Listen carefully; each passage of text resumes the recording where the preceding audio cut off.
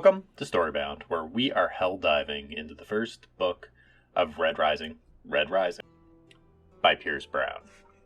We kick things off spoiler free and dig into things a little bit more later on. There will be a spoiler warning provided.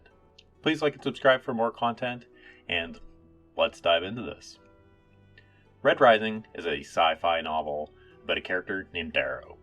He's a helldiver on a mining colony of Lycos within the surface of Mars. We're introduced to him during one of his mining adventures or expeditions. We get a set piece talk about kind of the setting of Mars, its factions, its hierarchies, and how Darrow takes after his father as being kind of the main helldiver, or at least one of the more exceptional helldivers in the crew.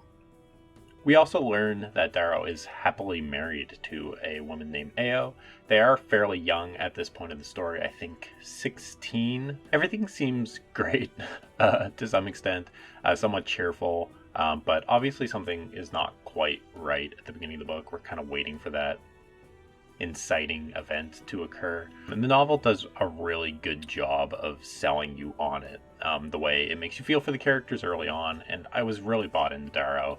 I was bought into the Ao and their relationship, the dynamic, and kind of some of the baggage that's placed on him very early on in terms of his familial relationships, as well as kind of a competition that's taking place early on in the story. You kind of get a bit of a vibe of what that would entail and how that feels and what the impact of the resolution of that is for him. And yeah, no, I really enjoyed the beginning of this, and like I said, it kind of bought me in really quickly. The book itself, however, had a bit of its ups and downs for me. There's some parallels to other novels that I've read that come across as sort of cliche, and I have heard this criticism about the first book, and that it kind of dives away from a lot of those in further novels moving forward, so I am super excited for that. It also kind of dragged on in some parts. I felt like, especially in the middle of this novel, there's some stuff that's happening that Darrow is having to go through, almost like these trials, and it does feel like at times it kind of takes forever, and I don't necessarily care about a lot of the relationships that exist within it, just because of the nature of that. Touch on that a little bit more in the spoiler talk. That was a huge contrast for me getting to the middle of the book, especially after such a strong intro. I found tonally, the world is gritty.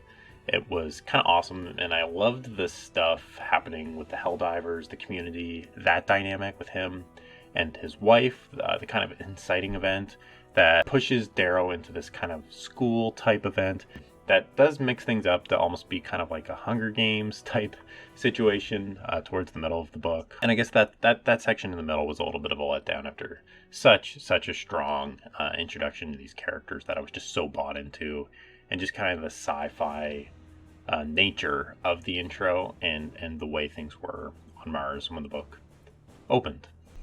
As I stated, I didn't love the mid parts. It had some really good world building. Darrow making the new friendships and how those decisions he makes in order to be successful and how that conflicts and weighs on him kind of emotionally was super interesting. I like the concepts and how it dealt with that. It was really cool, and I enjoyed that part of it immensely from kind of a mental standpoint, and how Darrow's relationships were being affected and how he was kind of changing as a person was all really interesting. The world built in this book by Pierce Brown is super grounded, and I love a lot of what happens here, especially in kind of the more sci-fi portions at the beginning of the novel. It does kind of lean more into some fantasy elements towards the middle, which I felt had some mixed reviews there, and then it kind of leans into a nice blend towards the end, which I found was a lot stronger when it kind of leans into that. I'm hoping we get a little bit better of a blending of the sci-fi and the fantasy elements in the following novels, because I felt like there was almost like a divide of like a sci-fi and then a fantasy section, and then kind of almost like a mix towards the end. But I like the idea of mixing them together. I felt for the most part it did it fairly well. It was a little segregated and a little bit jarring at some points of the novel as well. I think most people will enjoy this book. I definitely did. It wasn't top tier for me. It was a solid read. However, the book being essentially what someone is willing to do for a promise and what they're willing to give up in order to kind of accomplish those goals and that task worked really well. I liked that, and when it was focused on that, this book worked the best for me. There were just sections where it would almost seem like that mission was forgotten, which I do understand from a narrative perspective makes sense because there is some conflict there as well. However, when things were on task and moving forward and during that understanding, that's when this novel worked best for me. Darrow himself is a bit of a kind of perfect chosen one to some extent, without all the hype behind him and the kind of wizard coming down and saying, you are the, like that's not there. But it did kind of have that feel of he was kind of the perfect everyman, which sometimes did work, and I do like his character. But it did feel very Katniss sometimes, like Hunger Games, in terms of how people just decide his way is the best all the time and rally behind him. And although it does get turned on its head a little bit in this novel, I couldn't help but make those kind of comparisons. I'm not sure when this came out in terms of Hunger Games, but it doesn't really matter. It's a pretty normal kind of trope in novels, and for the most part, it works very successfully in this. So yeah, that's a quick non-spoiler ramble. I did really enjoy this novel, and I plan on digging into the remaining ones. I did buy the box set, so plan on picking it up. It's right there. But yeah, check it out if you're into sci-fi, fantasy. First book might take a little bit to get through. From my understanding, things are only kind of going to pick up from here. So check it out. Let's dig into spoilers. Darrow's wife dies, and we get kind of a savior reborn, literal Lazarus pit. And I wasn't expecting the novel to go this way. I went into this book pretty blind, but understand as we kind of dig more into the iconography of the book and how it pulls from Christianity and Greek mythology, the colors and the factions and all that sort of thing, it makes sense, and I understand where that's coming from now. I'm not a huge fan of the like savior reborn thing, but I did like how it was more of a false rebirth, I guess. They didn't go full into it, even though we literally have a Lazarus pit. And I love finding out what his wife was really into in terms of the rebellion and idolizing his father, and how they kind of expressed that during the time in their garden. I knew his wife wasn't going to make it through the book, but Pierce did a really good job of making me feel for that character. I bought into her cause, her plea to Darrow, and her commitment to just kind of go all out, literally get herself executed to push him forward, and that there was apparently kind of a plan in the back end to force Darrow into the situation that he needs to go into later to become a gold, go through the procedure and all that sort of thing. So that ended up being really cool to me. I love that. That was like a huge twist there. I didn't expect it to kind of go into this cyberpunk body mutilation matrix, plug yourself in, learn things on the go. So going from kind of the small hometown miner, and then just this hard cut, jarring murder where he needs to pull his wife's legs and finish off the execution, to this rebirth with the drink, I think it was tea maybe, or the food he ate, and going into subconscious, I guess, when he was getting hung, and then coming back in the Lazarus pit. It was really quick and jarring, and I really enjoyed that part. But yeah, him just kind of plugging in Matrix style, and being amped up. It was interesting, but at parts was a little bit convenient, I guess. In terms of just kind of like amping them up. I guess it's interesting to me whether or not everybody has access to this technology, or if it's just this one sculptor guy who's building Darrow into this perfect angel being, into a gold, that has access to this, or if this is something widely used a little bit later on in the series. I'd be curious about that, if there's like a limit to it, or if it's not like as good as actually learning, or something along those lines. I'll be curious how that's handled in later books, or if it's handled at all.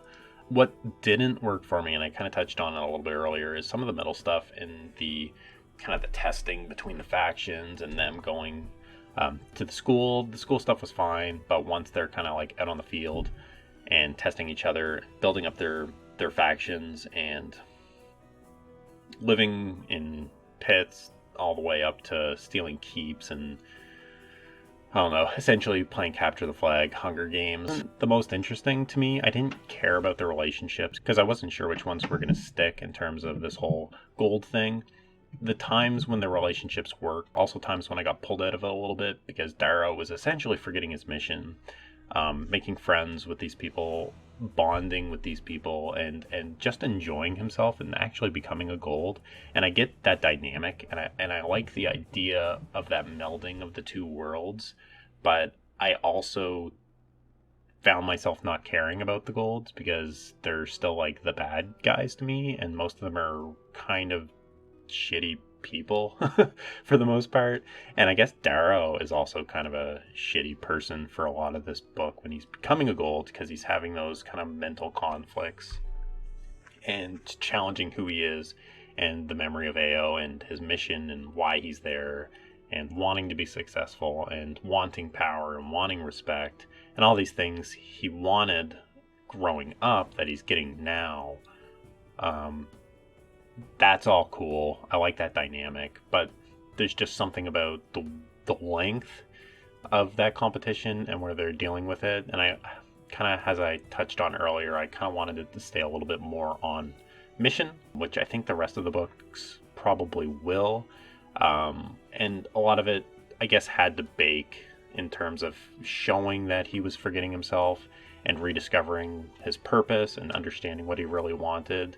But what did happen is a really awesome payoff for all of that. The planning Darrow had in place and the kind of deception he had in place and the plans and the way that all unfolds towards the end. And there's this kind of complicated web of things he laid out to be successful at the end. And when that's kind of like snapping and laying out like super quick, that shit was awesome. Like, I really loved the pacing. I got pulled right back in. The Mustang Jackal twist, whatever.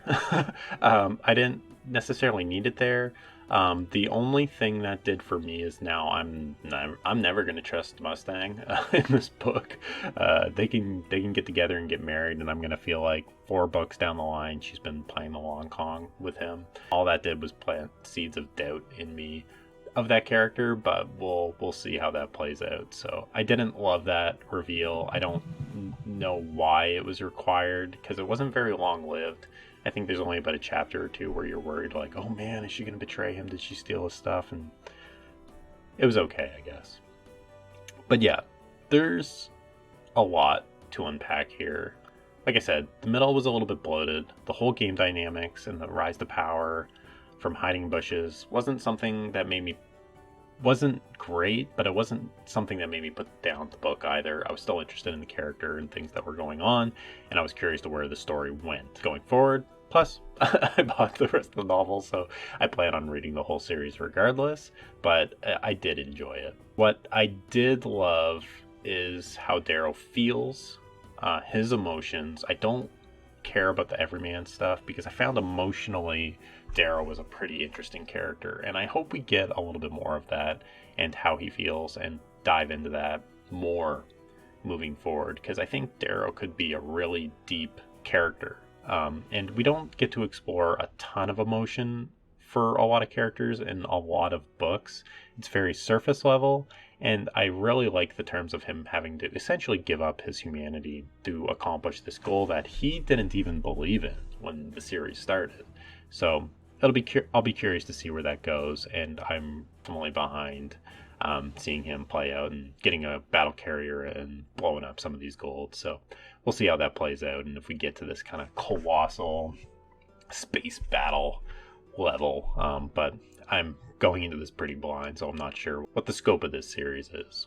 As we kind of end the book, we get Darrow kneeling to Augustus, kind of pledging his allegiance and kind of being one step closer to his goal. I'm curious to see if the next book is him really just kind of going out on these missions and seeing how morally gray he gets. That kind of goes to my previous comment about I'm curious about what Darrow emotionally will have to go through and what he's willing to do to kind of accomplish this goal. And I kind of hope this gets kind of dark. So yeah, that's my thoughts on Red Rising Book 1 by Pierce Brown. I definitely liked it. It did have some bloated parts in the middle. I don't like Darrow's everyman, best guy ever cliche, but I do love Darrow the character, his emotional back and forths and what he has to do, and the kind of person he is slowly becoming, and the humanity he's trading in order to accomplish his goals. That is awesome, and I really like that morally gray character. I don't know if this book gets grimdark, but it kind of feels like it could go that route. So that was a review and discussion on Red Rising Book 1. It was definitely intriguing, had some kind of bloated spots in the middle, I felt, but it bookended by an amazing intro, a solid and intriguing ending. It paves the way for what I think could be a solid series, and I'm definitely excited to dive into the rest of these novels. Let me know what you thought in the comments down below. I should have a video or two on Starsight novellas. I just finished both of those last night, so plan on getting a video out on those soon. They're definitely worth your time as well. Super fun. Second one specifically is really good. Also going to be taking my first dive into Malazan soon, so or Malazan. Let's see how long that takes me to nail down. I'm sure somebody will tell me I'm saying it wrong, but either way, thanks again for watching. Please like and subscribe for more content, and as always, have a good one.